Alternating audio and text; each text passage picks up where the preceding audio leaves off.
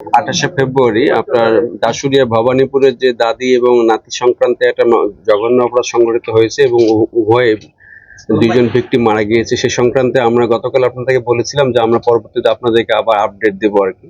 এই ধারাবাহিকতায় আমরা আমাদের টিম তদন্ত সাপেক্ষে অনেকভাবে চেষ্টা করে মূল যে অপরাধী যে শরীফুল তাকে আমরা গ্রেপ্তার করতে সক্ষম হই এবং পরবর্তীতে আমরা জানতে পারি যে সে গত 27 তারিখে দিবাগত রাতে এই যখন ঘটনা ঘটে সে রাত 11টার দিকে তার এই ভিকটিমের বাসায় যায়, যার নাম ছিল সুফিয়া খাতুন, উনি তার আপন খালা। সেখানে গিয়ে তার সঙ্গে কথা বলে এক পর্যায়ে যখন সে নাতনির সঙ্গে দেখা করতে যাবে এরকম সময় তার খালা বাধা দিলে পরবর্তীতে সে তার সঙ্গে একটা কঞ্চি ছিল, হাতুড়ি বাটাম যেটা বলে, ওটা দিয়ে সে তাকে মারে এবং সে তৎক্ষণাৎ সে ওখানে মারা যায় বা অজ্ঞান হয়ে যায়। এই পাশাপাশি সে যখন ভিকটিমকে সেতু যে জামিলা আক্তার সেতু রুমে যায়, রুমে গিয়ে তাকে দেখে যখন চিনতে পারে তখন তাকে সে আবার ওই হাতুড়ি দিয়ে পিটায়, মাথায় আঘাত করার সঙ্গে সে সেন্স হয়ে যায়।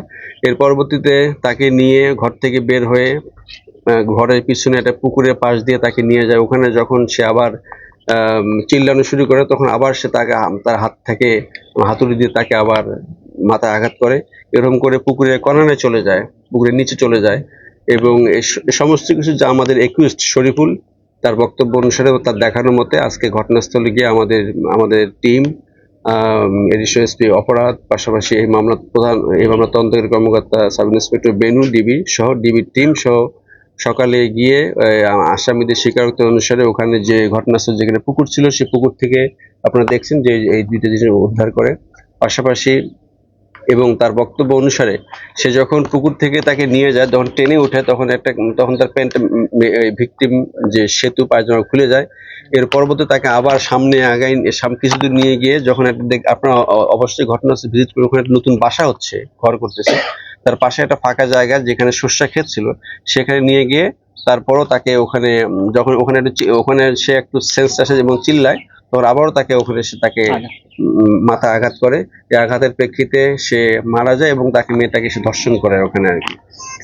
আমরা এই এই এই প্রেক্ষিতে এই যে একটা জঘন্য অপরাধ সংঘটিত হয়েছে এই সংক্রান্ত আমাদের টিম সকলের সহায়তায় এবং এটাকে আমরা ডিটেক্ট করি। পাশাপাশি শরীফুল সে এটাকে স্বীকার করে এবং তার পরবর্তী আপনারা দেখছেন যে আমরা ঘটনাস্থলে গিয়ে তার দেখানোর মতে তার ব্যবহৃত যেসব যন্ত্রপাতি সে জিনিস ব্যবহার করে তাকে আঘাত করে এবং পর্যায়ক্রমে যে victim Sufia Khatun 65 years old, পাশাপাশি তার নাতনি যে আছে সেতু জামিলা আক্তার সেতু, তার বয়স 15, সেও এই দুইটি জিনিসে এই আঘাতপ্রাপ্ত হয়ে মারা যায়।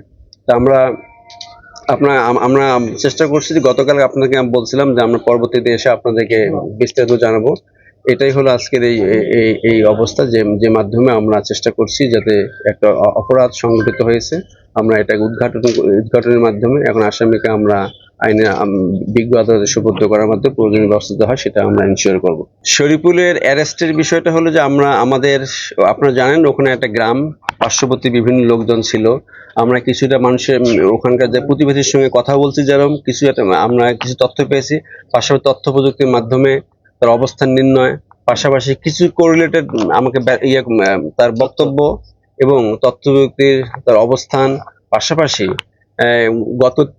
গত এক সপ্তাহের তার সঙ্গে তার খালার একটা সম্পর্ক ছিল, মানে তার বাসায় আসতো ফ্রিকুয়েন্টলি এবং মেয়েটাকে সে একটা সময় লোলুপ দৃষ্টিতে তাকাতো। এরকম বিষয়ে আমরা এই গতকালকের ঘটনার পর থেকে ওখানে পার্শ্ববর্তী বিভিন্ন প্রতিবেশী এবং কয়েকজনের সাথে কথা বলে আমরা এসব ক্লু পাই। এসব ক্লুর প্রেক্ষিতে আমরা আমাদের লোকজন মুভমেন্ট করে তাকে আমরা চিহ্নিত করতে সক্ষম হই।